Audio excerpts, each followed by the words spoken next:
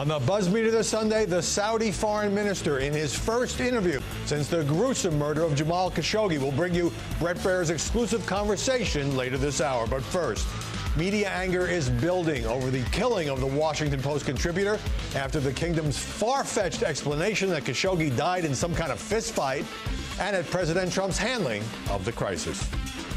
Amid global outcry over the horrific murder of Jamal Khashoggi, President Trump made clear just where he stands, and it's not with the journalist and legal U.S. resident. Spare us the theatrics now. This is a stunt. It's an international incident hyped and manufactured for domestic political goals. The only thing that's more incredible than the Saudi cover stories is the fact that Donald Trump and Mike Pompeo are pretending to believe what the Saudis are saying. This Khashoggi murder at the consulate in Turkey, the Saudi consulate, there are actually liberals blaming this somehow on the chaotic foreign policy of President Trump. Is the press essentially accusing Trump of the same business-as-usual approach toward the Saudis as previous presidents? And is it fair for liberal pundits to tie this case to Trump's praise for a congressman who body-slammed a reporter? I'm Howard Kurtz, and this is Media Buzz.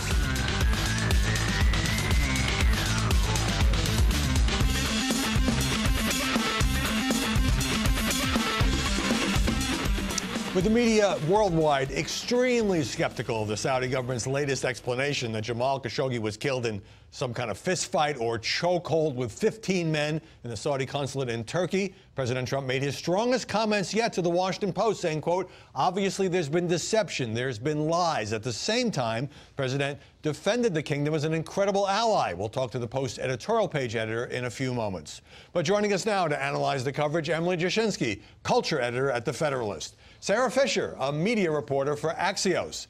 And Mo Alithi, Fox News contributor and former Democratic strategist who runs Georgetown University's Institute of Politics. Emily, in this Brett Baer interview, you will hear the foreign minister essentially stick to the Saudi government story. Now, it's clear the Saudis have been lying because the previous explanation was that Jamal Khashoggi walked out of that consulate alive.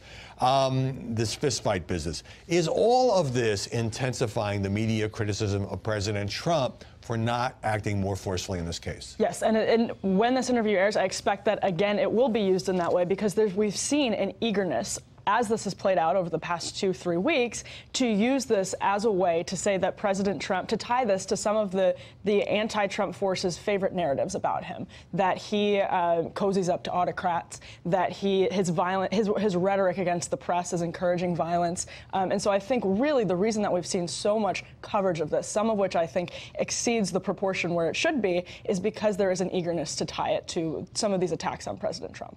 Mo, so Emily is saying it exceeds the proportion where, in other words, the story, as gruesome as it is, as horrifying as it is, as much as it has transfixed the world, is getting more attention, in Emily's view, because Trump critics can use this as ammunition against him. Your thoughts? Well, I think it gets a lot of attention for a number of reasons. One, it was a pretty heinous and gruesome crime against a journalist at a time when across the globe, right, taking Trump out of it, across the globe, you were seeing autocratic regimes target journalists that are critical of them more aggressively. And that is a dangerous trend that we are seeing globally.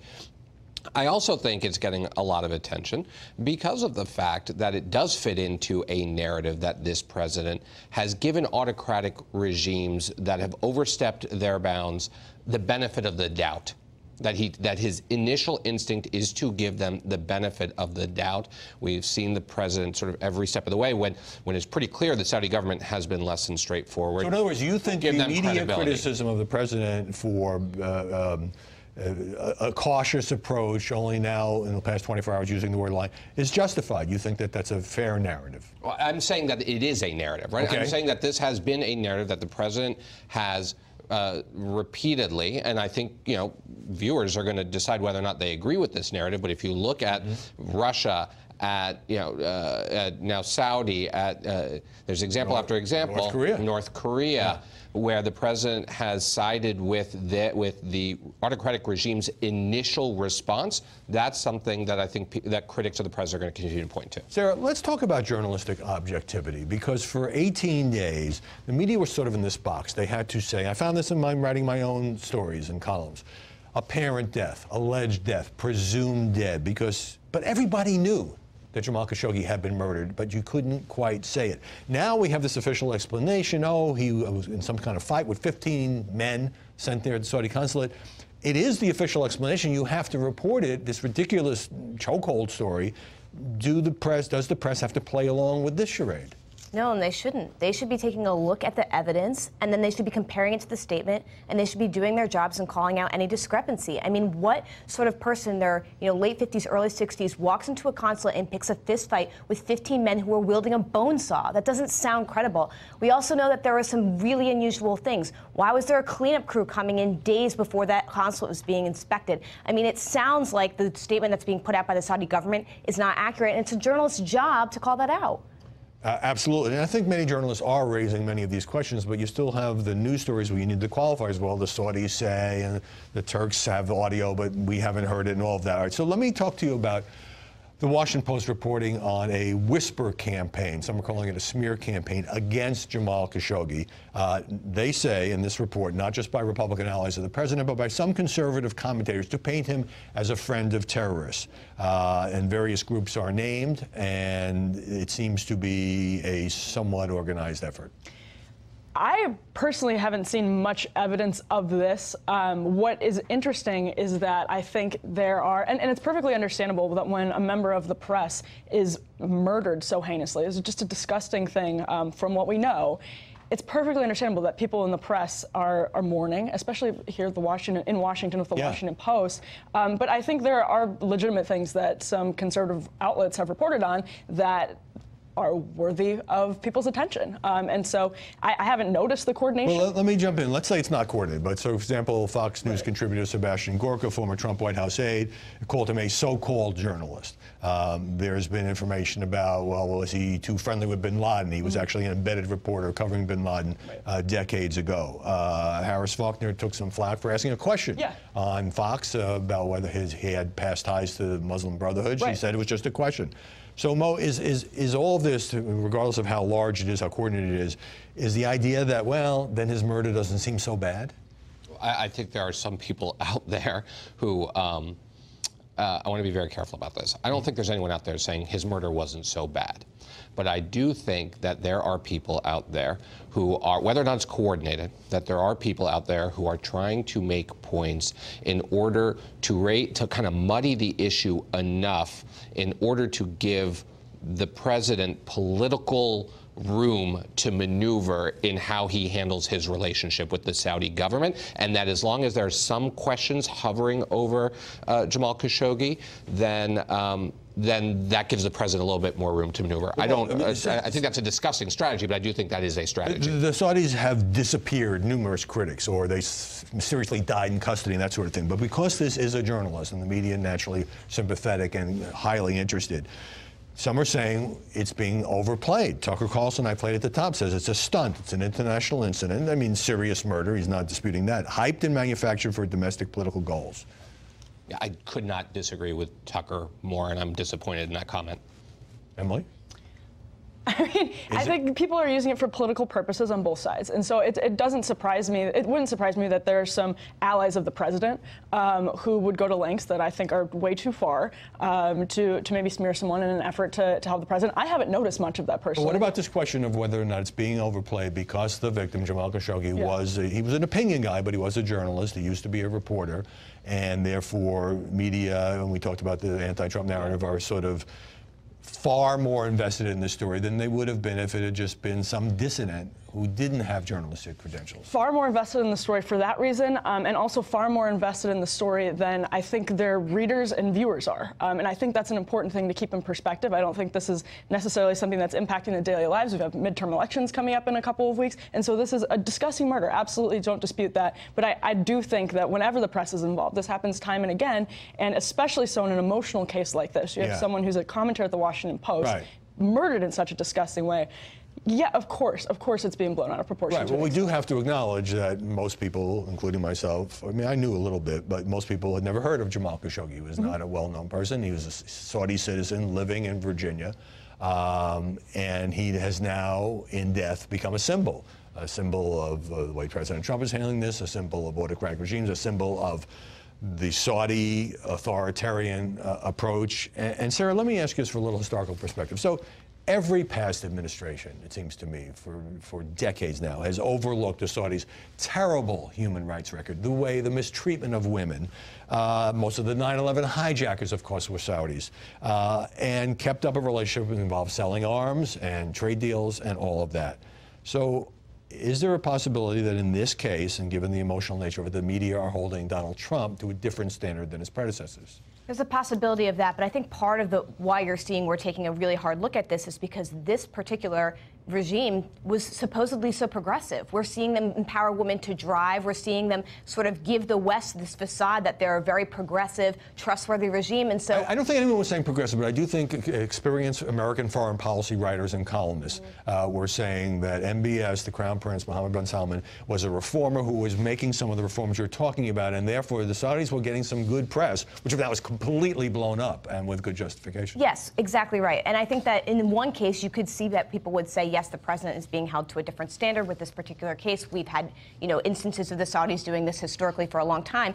But in another, regardless of who the president is, we do need to be taking a look at this particular case with extreme, attention because of the fact that they had been masquerading some of the, quite frankly, horrible and horrific things that they've been doing so long with these seemingly forward-thinking, westernized ideals. Yeah, I don't think we can overstate the importance of that point, that this is a regime that was seen as being trying to move reform forward, and this sets that back. I also think you have to look at it through the lens of an increase in journalists being targeted across the world. There seems to be an uptick in that. And so the more we can put a spotlight on this, the better.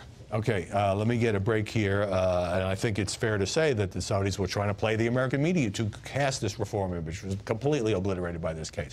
Ahead, as I mentioned at the top, Brett Baer will be here with his exclusive interview of Saudi Foreign Minister Adel Al-Jubeir. But when we come back, the AP's blatantly misleading Trump headline and media condemnation for the president's praise of a congressman who assaulted a reporter.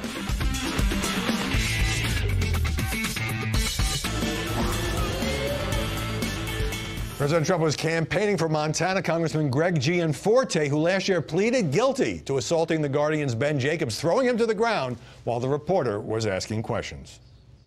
Any guy that can do a body slam, he's my kind of... He's my guy. Then I said, well, wait a minute. I know Montana pretty well. I think it might help him, and it did. He's joking about an assault on a reporter in the face of world outrage about what happened to Jamal Khashoggi. There's also the sad and simple fact that the President of the United States is yucking it up about the assault on one reporter while he himself is embroiled in the Khashoggi crisis, the killing, the murder, the dismemberment of a journalist. Emily, we had trouble finding sound of anybody defending the president on this. Is it fair and is it understandable for the media to lambaste the president for praising Greg Gianforte after he pled guilty and apologized for slamming a reporter to the floor? Well, I was going to say, Gianforte apologized for this. And of course, it's important to note that Trump was joking here. I still don't think it's okay, and it was disappointing to me because I've defended him on different occasions when people have tried to tie him and say his rhetoric is inciting legitimate, real violence. I've never agreed with that. But when you make a comment like this, that argument does get harder to make. But in a follow-up interview, the president didn't say, hey, I was just joking. He said, I stand by the comments. I think he's a tough cookie, speaking of the congressman.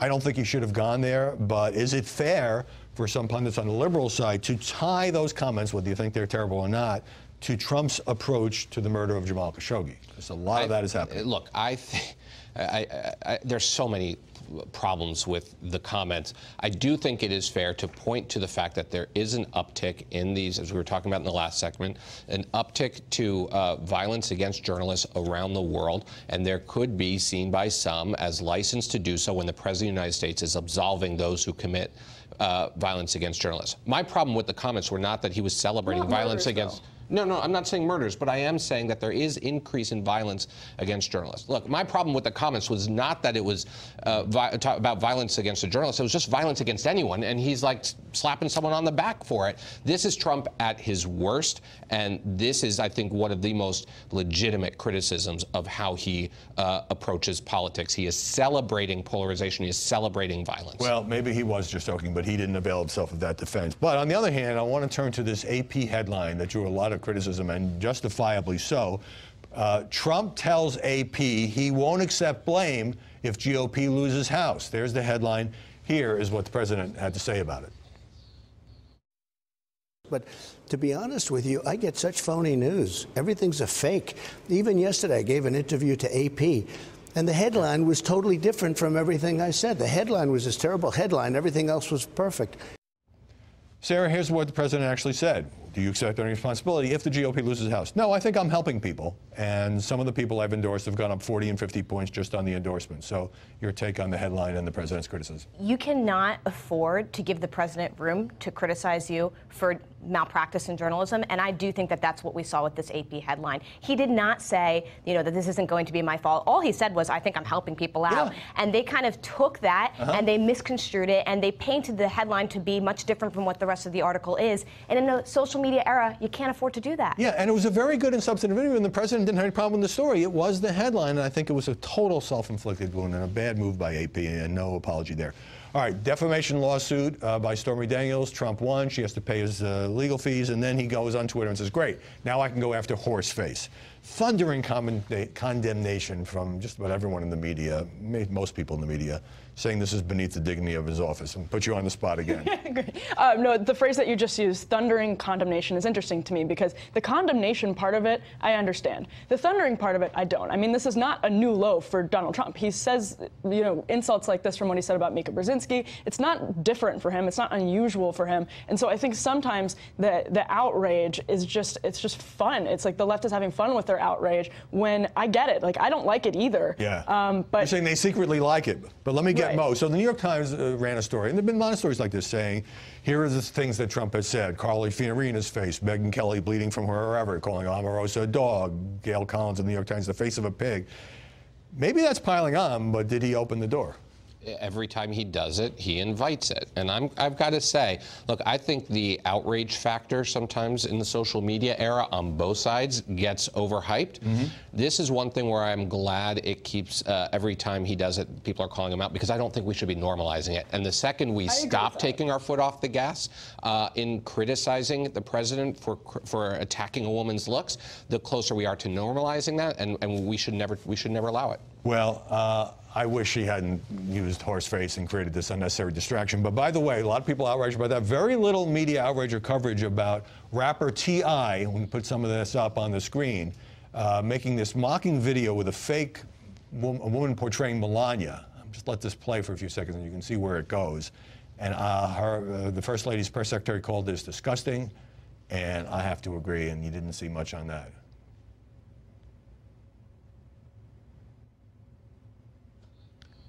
So let's condemn both sides as we see what's happening here. Let's condemn both sides. All right. We don't need to see that any further. Thank you, panel. Emily Jashinsky, Sarah Fisher, Mo Alithi. In a few moments, Fox's Brett Baier with the first look at his interview with the Saudi foreign minister. But first, more on the murder of Washington Post columnist Jamal Khashoggi with Fred Hyatt, the paper's editorial page editor.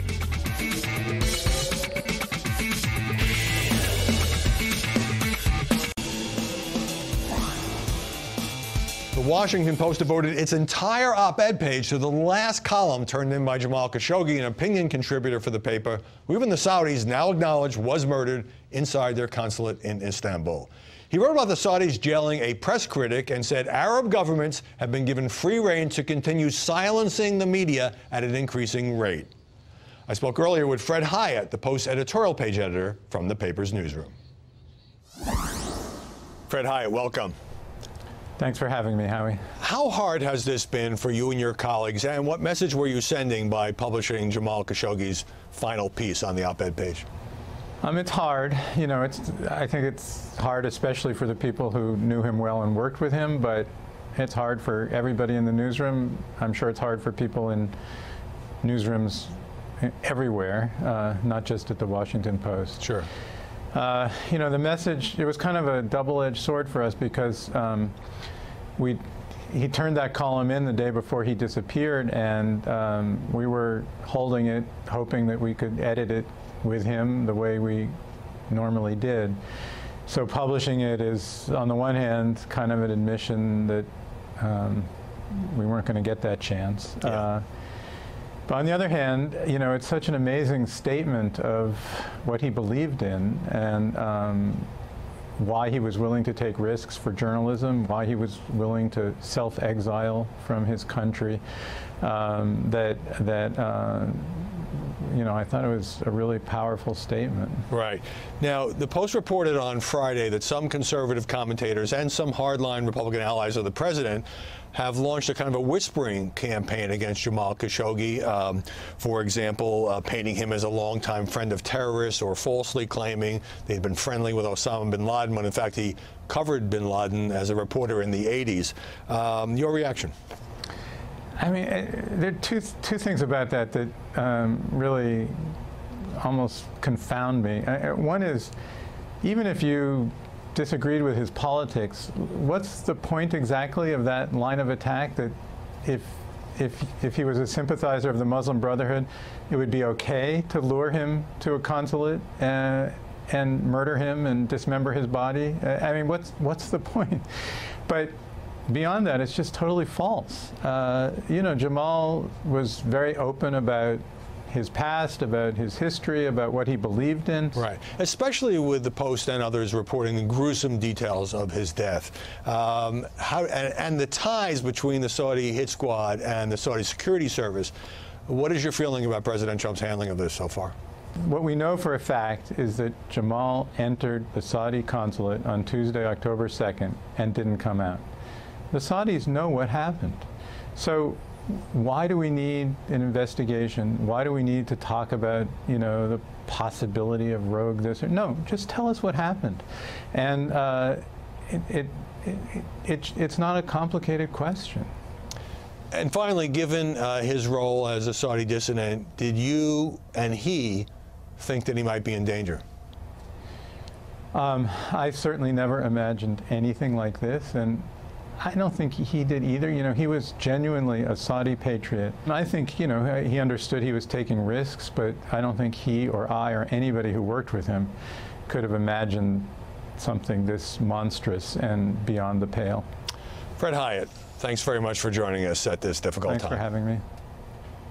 A conversation took place before the Saudis' fistfight explanation, which we will get to in this next block. Bret Baier has just wrapped up his exclusive discussion with the Saudi foreign minister on the Khashoggi murder. He'll be here with that interview for the first time. That's next.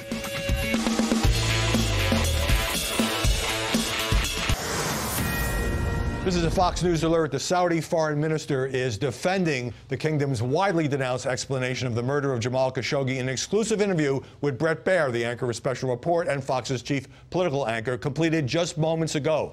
We'll get Bret's take on the other side, but here is the interview with Adel Al-Jubeir from Riyadh. Joining us now from Riyadh, Saudi Arabia's Foreign Minister Adel Al-Jubeir. Mr. Minister, thanks for being here.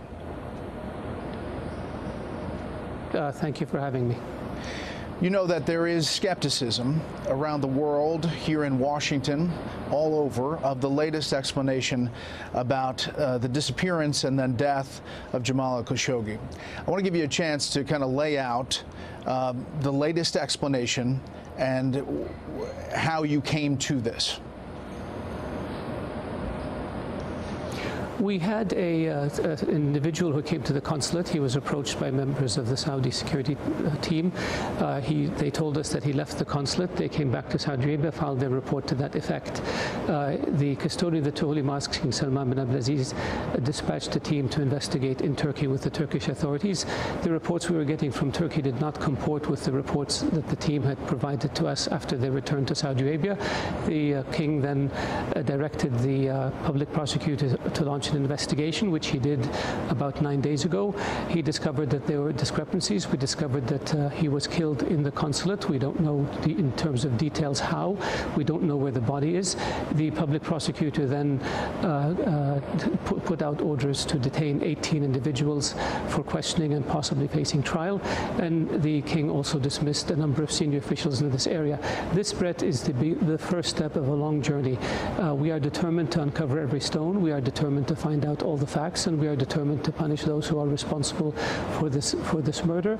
And we are determined to ensure that the institution that we have that deals with intelligence has checks and balances in it, and to ensure that something like this can never happen again. You said you don't know where the body is. Someone obviously knows. Was it chopped up? Was it dismembered? Do you know that? We're working on this. We're working on this with our Turkish colleagues. The public prosecutor is continuing his line of questioning, and we are intent on determining what happened, and we're intent on uncovering all of the facts that exist in this case. We want to make sure that we know what happened, and we want to make sure that those responsible be held to account. Why did it take 18 days for the Saudi story to kind of gel? You know, at first it was that he walked out of the consulate, and then it was silence for a while, and then this detailed explanation minus, you know, where the body is and who ordered it.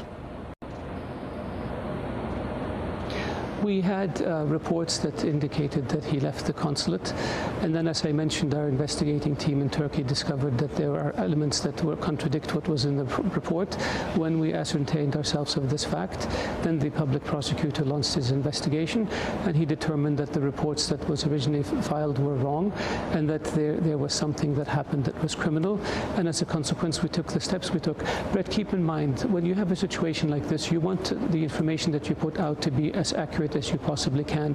You don't want to put out speculation or hearsay or gossip, and these things take time. You may want to look back at the issue of Abu Ghraib and the timeline between when the incidents were discovered and when the U.S. government came out with an initial report of what happened. These things take time, and you want to be careful. You're an authoritarian government.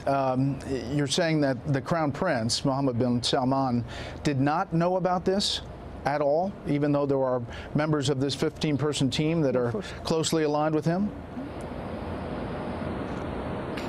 Well, Brett, first of all, we're not an authoritarian government. We're a monarchy. We have our checks and balances. We have our systems. The individuals who did this outside the scope of their authority. There obviously was a tremendous mistake made, and what compounded the mistake was the attempt to try to cover up. That is unacceptable in any government. These things unfortunately happen. We want to make sure that those who are responsible are punished, and we want to make sure that we have procedures in place that prevent it from happening again. Our history as Saudi Arabia for the past 80 plus years since the founding of the modern Saudi state, we have never engaged in such behavior, and we will never engage in such behavior. This is an aberration, this is a mistake, this is a criminal act, and those responsible for it will be punished. To the original question, did the Crown Prince know anything about it, if there were people closely tied to him involved in this operation? There weren't people closely tied to him who were involved in this operation. There were pictures of some security officers who may have been part of his security detail from time to time, but this is normal. Security people who deal in security details rotate among different officials, both domestic and foreign. So having somebody in a picture does not imply that they're close at all. The Crown Prince has denied this. The Crown Prince is not aware of this. Even the senior leadership of our intelligence service was not aware of this. This was an operation that was a rogue operation. This was an operation where individuals ended up exceeding the authorities and responsibilities they had. They made a mistake when they killed Jamal Khashoggi in the consulate, and they tried to cover up for it. Yeah. What do you say? Do you believe that the Turks have audio of what happened in that consulate? I don't know. They have said they have audio, but we haven't heard it, and I don't know any other government that has access to those audio tapes. Do you believe that the U.S. intelligence community has some kind of intercepts that suggest a high-level understanding of this operation? I don't know, and I would imagine that if they had, they would have told us about it. And so I see a lot of speculation in the press. I see a lot of hearsay, and I see a lot of gossip. And I just caution people to be cautious, let the investigation in Turkey and in Saudi Arabia unfold, and when the results come out, we will know the truth. So, Mr. Minister, you understand the skepticism that this was somehow a fight that develops inside the consulate, and that a 60-year-old columnist, writer, is going to resist a 15-member security team, and that one of the members of the team was an autopsy specialist. How do you explain all of that? Well, Brett, I don't believe all 15 members were in the consulate when this happened. We are looking at every individual member of the team. We are trying to find out how they were assembled, how they were dispatched, and we're trying to ascertain the facts as to what happened in the consulate and what happened subsequent to that. We have said when we put out the initial results that these are initial results. They're not conclusive. The investigation is still in its early phases, and we're determined to pursue this to the end in order to uncover the truth and make sure that everybody knows what happened, and we have the full picture, and we know who's responsible, and we hold them accountable. I'm sure you've heard lawmakers speaking out. Here's what Senator Rand Paul said today on Fox News Sunday. I feel certain that the Crown Prince was involved and that he directed this, and that's why I think we cannot continue to have relations with him. And so I think he's going to have to be replaced, frankly, but I think that sanctions don't go far enough. There are a lot of Washington lawmakers who are in that same boat. How do you respond to them? I find it very surprising that somebody 6,000 miles away can be certain about an event that happened 6,000 miles away with no access to information or intelligence. So this is a judgment call on the part of Senator Paul. This is not based in fact. It's just based on emotions and based on speculation. With regards to deciding who leads our country, this is a matter for Saudi Arabia to decide and nobody else. And I would respectfully urge members of Congress to wait until they have the facts and then judge the results of the facts and take positions then, but not jump to conclusions before something is concluded. There is the presumption of innocence until proven guilty. In this case, people have turned it upside down, unfortunately.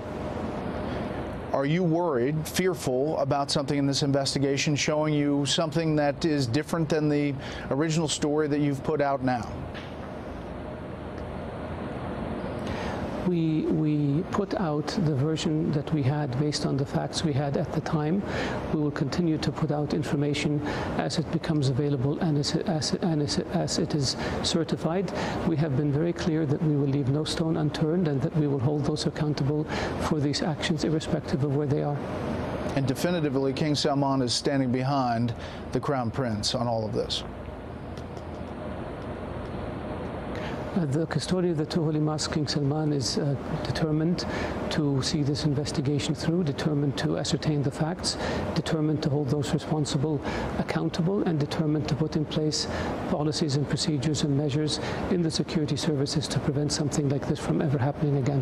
What will happen to the people who have been arrested surrounding this? This is up to the courts to decide. The public prosecutor will bring charges as the investigation unfolds. They will be referred to the courts, and the courts will sentence them. Do you have a message to the Khashoggi family today? Yes, this is a terrible mistake. This is a terrible tragedy. Our condolences go out to them. We feel their pain, and I wish this didn't happen, and I wish that this could have been avoided. Unfortunately, a huge and grave mistake was made, and I assure them that those responsible will be held accountable for this. Last thing, Mr. Minister, you spent a lot of time as the ambassador to the U.S., now as foreign minister. How concerned are you about the future of the U.S.-Saudi relationship after all this? The U.S.-Saudi relationship is a historic and strategic one. We have great interests that we share together. We have a great trade relationship. We have security issues that are critically important to both of us. We work very closely on combating terrorism and extremism, on containing Iran's aggressive policies in the region, on trying to bring peace to the Red Sea and the Horn of Africa, on trying to bring peace to Afghanistan, Pakistan. The relationship is a hugely important strategic relationship for both countries. I believe that when the investigation is over and the facts are revealed and people know who was responsible and see those individuals being punished and see procedures put in place to prevent this from happening, that the relationship will weather this. Saudi Arabia's Foreign Minister, Adel Al-Jubeir. Mr. Minister, thank you for the time. Thank you. The Saudi foreign minister calling the murder of Jamal Khashoggi a tremendous mistake, a huge and grave mistake, and acknowledging there was a cover-up. Brett Baer joins us now here in Washington. Brett, he says he didn't really give an inch on the Saudis' latest narrative. He says we don't know how Khashoggi was killed, where the body is. You pressed him. Was the body dismembered? We're working on this. What struck you most about the foreign minister's stance? Well, I think what struck me most was the repeated questions about whether the Crown Prince, Mohammed bin Salman, knew about it from the beginning. Eventually, he got to he didn't know about it and he didn't have any details about it. But I think that is really where the Trump administration is coming down, is if the Crown Prince knew and ordered this, then it's going to be hugely problematic for them. The details, obviously, he wouldn't go into, saying the investigation is continuing. But now we're here, and the Turkish president is going to come forward with the Turkish results on Tuesday. So I think this is going to move pretty quickly. The Saudi explanation, obviously, is a little vague at this point. Since you mentioned MBS, the Crown Prince, drawing so much criticism because of what's been reported as ties between this squad that went to Istanbul and the Crown Prince himself, President Trump telling the Washington Post yesterday, nobody told me he's responsible, MBS. Nobody told me he's not responsible. I'd love if he wasn't responsible. And then addressing a White House official and his son-in-law, Jared Kushner. They're two young guys. Jared doesn't know him well or anything. They're just two young people. Perhaps a little distancing going on from the White House perspective? Maybe. And that's the fascinating point, because that obviously is the linchpin to the relationship between U.S. and Saudi Arabia and the different relationship now. You know, the question about is King Salman standing behind the Crown Prince in all of this really didn't get a definitive answer from the foreign minister. Again, saying that the investigation is going to continue and the cards will fall where they may. I think we are going to see a few more shoes drop in coming days on all of this. As an interviewer, you always, of course, want to be fair, but you're asking him about a timeline, like 9 days until they discovered, hey, Khashoggi didn't walk out of that consulate as the Saudis had originally claimed. The fistfight explanation, you pressed him on that. 15 people, he said maybe there weren't 15, but however many there were, a 60-year-old writer. It's a situation where he's trying to defend a story that, frankly, on its face seems ludicrous. And I think you had to kind of decide how you would approach that. Sure, I just went point by point on the skepticism. He was going to answer how he was going to answer. Right. And I think that's, you know, in itself newsworthy. I think when pushed about the authoritarian government and not knowing, you know, the fact that he came back, we're not authoritarian, we're monarchy, and that it takes some time. Look at Abu Ghraib, how the U.S. didn't have an explanation for what happened in Abu Ghraib. I covered the Pentagon during that time. He's right. It did take a long time for the story to develop, for official to respond to that story about the prison in Iraq. But to bring up that suggests that that's the pushback, that's the defense. We are a sovereign nation. We are going to deal with this. You can choose to believe it or not, but this is how we're going. Interesting that Adel Al-Jubeir used the phrase innocent till proven guilty. He said that been flipped around. It's a phrase of American jurisprudence. I think most of us who don't have to pretend that Saudi Arabia is not an authoritarian nation don't think of innocent till proven guilty as one of the tenets of the way that kingdom is run. Yeah, and obviously he was playing off of perhaps the AP interview the president gave, where he said, you know, we just went through this with Kavanaugh. This is President Trump's words on innocent until proven guilty being flipped around. The Saudis know that they have a strategic relationship with this administration. They want to preserve it. But there's a lot of pushback on Capitol Hill, and I'm not sure this interview takes away any of that.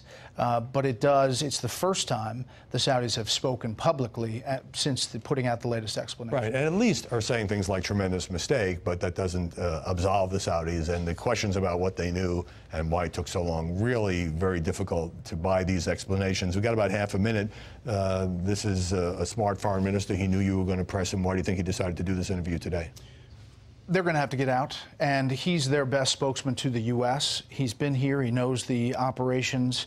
I asked him a few more questions that I'll air on Special Report tomorrow night, but we're happy he came on. We're glad that you got the interview. We look forward to the rest of the interview, and thanks for being here, Brett Baer. Thanks, Alex. Good to see you. Next on MediaBuzz, we'll put FBN's Stuart Varney on the hot seat over his sit-down with President Trump.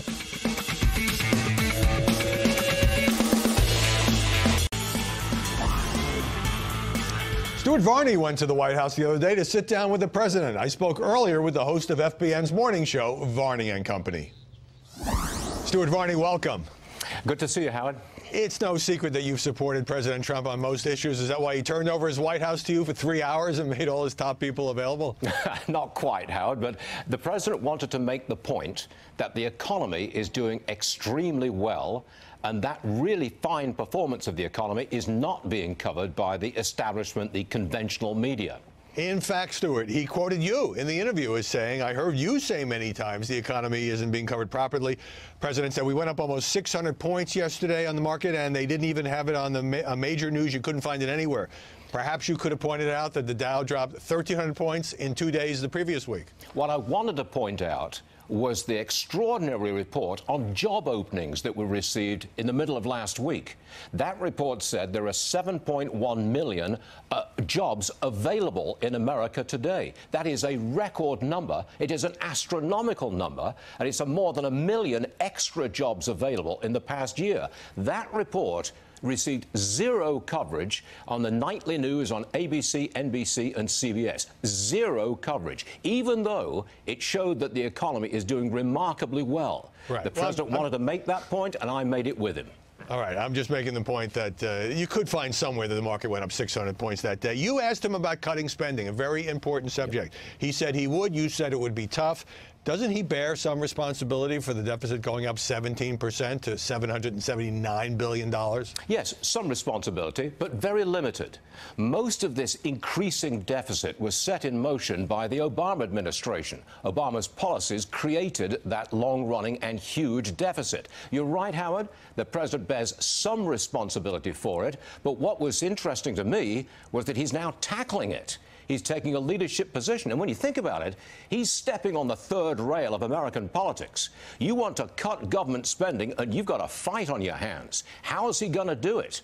Well, his program is asking government departments to cut 5% from their budget. That's an aggressive stance for him to take. And yes, he broke news during our interview. And again, that was not picked up by the establishment media. There's something wrong with that. You got into my lane a little bit, asking him about media coverage. Sometimes I get a really nasty person with a horrible, stupid question from, like, CNN, because they're just so horrible and so fake. Then I'll hit the reporter back just modestly hard, and the next thing, president hits reporter, it's terrible, freedom of the press. Do you think CNN reporters ask the president horrible questions, or do you think his expectations of what he's going to be asked by the press are sometimes a bit unrealistic? No journalist like ourselves is going to be comfortable with the extraordinary hostility between the media in general and the president in particular. None of us is comfortable with that. But what I want to emphasize is not whose fault this is, but this is the nature of this presidency and the nature of this president's reaction to the media. It's entirely understandable. Think about it, Howard. When was the last time you saw something positive about this president or his policies in the establishment media? Very, very rare. 92% of the coverage has been negative. When was the last time you could see an article on the front page of the Times or the Post or at the top of the evening news that said the president's doing the right thing and it's winning? You never, ever see that. You can understand the hostility. It does happen occasionally. I agree with you on the negativity, but last question.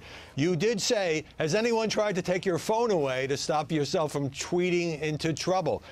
Do you think someone should? Do you think that some of the tweets are a distraction from what he's trying to accomplish? I have been critical of some of the tweets and some of the language in those tweets, and I do believe that it's an impediment for the president going forward and imposing and getting his policies through. That's why I suggested maybe somebody should take your phone away from you. He rejected that entirely. And by the way, our viewers responded to that by saying, Varney, lay off. We like the tweets. We like this president. So I'm put in my place. The viewers had weighed in as well. Stuart Varney, great to see you. Thanks very much for joining us. Thank you, Howard. And that's it for this edition of MediaBuzz. I'm Howard Kurtz. Obviously, we tore up our show at the last minute to make room for Brett Baer's interview with the Saudi foreign minister. I was really struck by how he said that the murder of Jamal Khashoggi was a grave mistake using that kind of language, but at the same time, doesn't know how the Washington Post contributor was killed, doesn't know where the body is, the defense of the Crown Prince, Mohammed bin Salman, all I think is going to reverberate through the media in the coming days. I guess the Saudis felt they had to say something and decided to sit down with Brett through the foreign minister making that case. Hey, check out my new podcast, MediaBuzz Meter. We kick around the day's 5 most important or fascinating stories. You can subscribe at Apple iTunes, at Google Play, or at FoxNewsPodcast.com. Hope you'll like our Facebook page. We post a lot of my columns there, original videos, and we continue the conversation as well on Twitter, at Howard Kurtz. Very jam-packed morning. We're back here next Sunday morning, 11 Eastern. See you then with the latest buzz.